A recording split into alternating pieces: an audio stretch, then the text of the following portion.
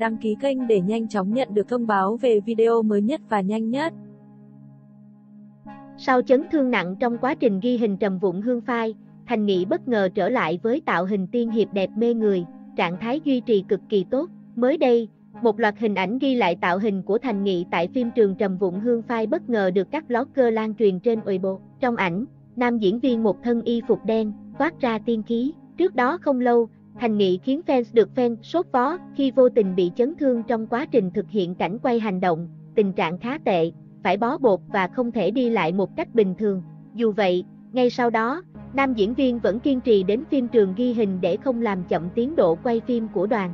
Cư dân mạng để lại lời bình: Thành Nghị, hãy đối mặt với cuộc sống một cách tích cực, giống như việc cậu nỗ lực không ngừng, kiên trì theo đuổi ước mơ của mình.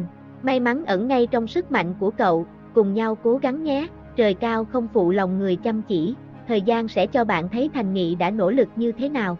Thành Nghị đẹp trai nhất, mong đợi quá. Hiện tại có người cảm thấy tạo hình cổ trang của Thành Nghị quá đồng nhất, cho nên khán giả cảm thấy cứ cùng một kiểu, anh cũng gấp rút cần một bộ phim hiện đại có chất lượng cao để chuyển hình. Sau này Thành Nghị có thể quay nhiều phim hiện đại hơn, hiện anh ấy đang muốn thay đổi hình ảnh, đoàn đội cũng không muốn anh ấy chỉ diễn mãi thể loại cổ trang, sẽ gây nhàm chán.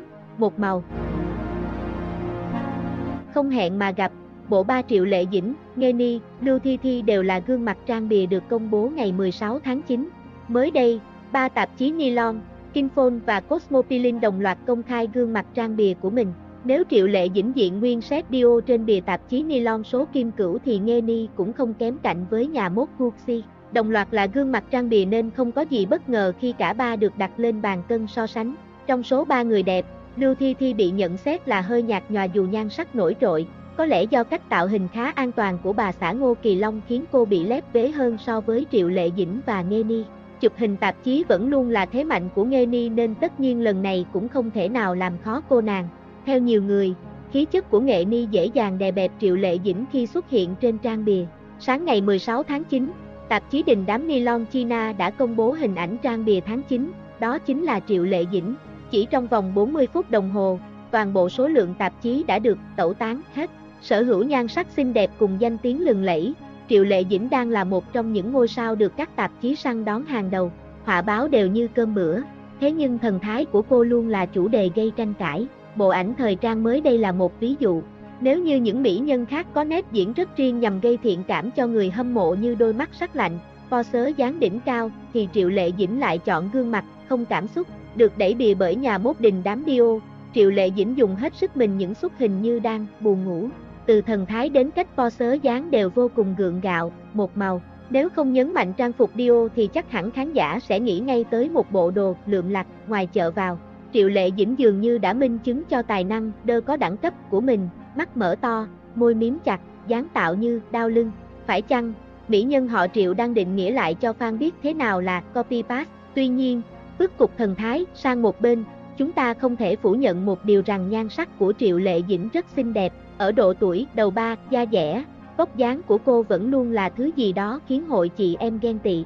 Trang iFan đã ghi lại ý kiến của netizen trên mạng xã hội và cho rằng chiếc váy hàng hiệu mà Triệu Lệ Dĩnh khoác lên người chẳng khác nào túi nylon đen. Tạp chí đã chọn lựa hình ảnh không tốt, khiến cho thần thái, khí chất của nữ diễn viên lộ rõ sự đơ cứng, thiếu sự nổi bật hoặc phá cách. Gương mặt không cảm xúc, đôi mắt mở to của nữ diễn viên bị chê bai hết lời. Không chỉ vậy, trong clip hậu trường mà Nylon chia sẻ, nhan sắc và thần thái của người đẹp họ Triệu cũng gây tranh cãi không kém. Mái tóc búi cao đã khiến cho Sam không toát lên được thần thái sang chảnh, gương mặt có phần sưng phù, kém thanh thoát. Bên cạnh đó, tạo hình của Triệu Lệ Dĩnh cũng bị đặt lên bàn cân so sánh khi trùng với hình ảnh của Viên Băng Nghiên chụp tạp chí trước đó. Cũng là mái tóc búi lệch cao, mặt đầm đen, gương mặt có sự giống nhau đến bất ngờ. Vợ cũ của Phùng Thiệu Phong bị đánh giá bắt chước đối thủ nhan sắc, tạo hình giống tới 70 đến 80%. Có vẻ như phim đam mỹ bị triệt đường sống tại giới giải trí Hoa ngữ. Điều đáng nói chính là Trần Tình Lệnh và Tiêu Chiến bỗng dưng trở thành đề tài bị dư luận xứ Trung công kích. Nói đến những tác phẩm đam mỹ chuyển thể thành công, chắc chắn không thể không nhắc đến Trần Tình Lệnh, Trấn Hồn hay Sơn Hà Lệnh. Tuy nhiên, có lẽ điều này sẽ trở thành quá khứ khi tương lai sẽ chẳng còn một bộ phim đam mỹ mới nào có thể ra mắt tại giới giải trí Trung Quốc nữa. Nguyên nhân là vì Tổng cục Văn hóa Truyền hình, điện ảnh liên tục lên tiếng phê bình, chỉ trích đích danh dòng phim đam mỹ khiến xu hướng thẩm mỹ của giới trẻ trở nên bất thường và lan truyền kiểu tâm lý bệnh hoạn. Không chỉ thế, phía tổng cục trực tiếp ra lệnh cấm sản xuất, phát sóng phim truyền hình chuyển thể đam mỹ. Từ nay về sau, phim về đề tài đam mỹ bị triệt đường sống tại đất nước tỷ dân rồi. Và thế là những bộ như Hạo Y Hành hay Vai Trái Có Cậu đối mặt với nguy cơ vĩnh viễn không thể nào lên sóng được nữa. Khi lệnh cấm được ban hành, bất ngờ là bộ phim đam mỹ nổi đình nổi đám vào 2 năm trước là Trần Tình Lệnh lại trở thành tâm điểm bị dư luận chỉ trích. Và thậm chí nam chính của tác phẩm là Tiêu Chiến cũng đứng ra đầu sóng ngọn gió. Nhiều ý kiến cho rằng chính Trần Tình Lệnh khiến dòng phim đam mỹ trở thành trào lưu như hiện nay. Tư bản sản xuất những bộ phim về thể loại này một cách vô tội vạ để kiếm lời. Các ngôi sao trẻ, thừa nhan sắc, thiếu tài năng cũng mọc lên như nấm từ phim đam mỹ. Trần Tình Lệnh nổi lên khiến làn sóng đam mỹ trỗi dậy, giới trẻ ồ ạt, đẩy thuyền, gán ghép mấy cậu con trai thành đôi, ảnh hưởng nghiêm trọng đến tâm lý và gu thẩm mỹ. Cái nào tạo ra trào lưu xấu thì cần phải triệt bỏ ngay. Đồng thời, Tiêu Chiến cũng trở thành cái tên bị chỉ trích vì anh chàng trở thành siêu sao nhờ vào thành công của Trần Tình Lệnh.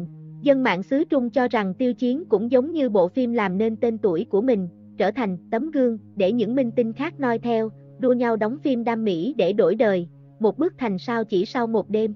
Fan hâm mộ bộ phim và Tiêu Chiến cảm thấy oan uổng khi tác phẩm mình yêu thích cùng thần tượng vô tình trở thành mục tiêu chỉ trích của công chúng. Bên cạnh đó, lệnh cấm phim đam mỹ của Tổng cục cũng tạo ra hai luồng tranh luận trái chiều. Người thì hết mực ủng hộ, cho rằng Quảng Điện nên chấn chỉnh mạnh tay để xu hướng thẩm mỹ và tâm lý giới trẻ trở về bình thường, ổn định. Kẻ thì bày tỏ luật cấm này là hết sức vô lý và bóp nghẹt đề tài, không cho phim ảnh có cơ hội phát triển. Còn bạn đánh giá như thế nào về những quy định mới này của Tổng cục Văn hóa Trung Quốc? La Vân Hy khiến dân tình chưa hết bàng hoàng vì thân hình gầy tông teo như ông cụ này lại tiếp tục lộ phong độ đi xuống khi diện diện bên cạnh đồng nghiệp nữ trong clip mới. Vừa qua, hình ảnh La Vân Hy gầy rộc, ngồi trên xe lăn với vết băng bó ở chân khiến công chúng không khỏi lo lắng và xót xa. Mặc dù nam diễn viên là người khó tăng cân nhưng rõ ràng việc không giữ được cân nặng ổn định, thậm chí là sút cân nghiêm trọng sẽ ít nhiều ảnh hưởng đến ngoại hình lẫn sức khỏe của nam diễn viên.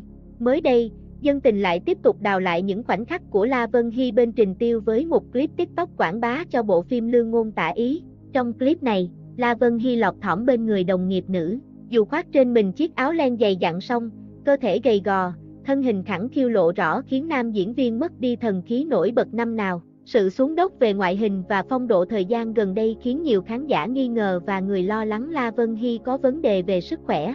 Có người lại cho rằng tình trạng này do tạng người gầy gò của nam diễn viên gây nên. Nhưng hầu hết đều cho rằng việc La Vân Hy quá gầy sẽ ảnh hưởng đến vai diễn, làm giảm chemistry với bạn diễn và khí chất trên phim của anh. Khi thấy tình trạng của La Vân Hy, không chỉ fan của anh mà ngay cả người qua đường cũng cảm thấy xót xa, thật sự, gầy quá mức luôn. Ngoài việc làm mất đi sự nam tính thì còn báo động về sức khỏe nữa. Mong ổng tăng thêm vài ký cho có da có thịt chứ nhìn sợ ổng bị gió thổi bay quá. Nhiều khi gầy quá lại không đẹp, nam nên men lên có da có thịt và nhất là đứng cạnh nữ chính phải to một chút. Ai cho ảnh thời gian để tăng cân đi chứ đợt này ốm nhơ ốm nhách, trước còn phải ngồi xe lăn, yếu đi không vững. Nhìn mặt La Vân Hy hóp lại luôn rồi như lúc trong Hương Mật Tựa Khói Sương là đẹp rồi, bây giờ gầy quá. La Vân Hy đúng là ốm nhưng thể trạng mấy năm nay vẫn vậy chứ không phải càng ngày càng ốm, cũng không có bị bệnh gì nặng đâu ạ. Nếu không có thông tin chính thức mà đồn đoán như thế là trù dập lắm. Triệu Lộ Tư để lộ mặt bầu bĩnh khi quay phim Quốc Tử Giám có một nữ đệ tử. Triệu Lộ Tư sinh năm 1998, là một trong số những tiểu hoa đáng thế hệ 95 nổi tiếng, có sức ảnh hưởng nhất hiện nay. Sau khi gây sốt bằng các phim Trần Thiên Thiên trong lời đồn, Tam Thiên Nha Sát, Yêu Em Từ Dạ Dày, vô tình nhặt được tổng tài, Triệu Lộ Tư tiếp tục đến trường quay ghi hình phim Quốc Tử Giám có một nữ đệ tử. Mới đây, loạt ảnh Triệu Lộ Tư ăn mặc như đàn ông ở Quốc Tử Giám có một nữ đệ tử đã được hé lộ. Trong loạt ảnh này, Triệu Lộ Tư gây ấn tượng bởi vẻ ngoài tươi tắn, căng tràn sức sống.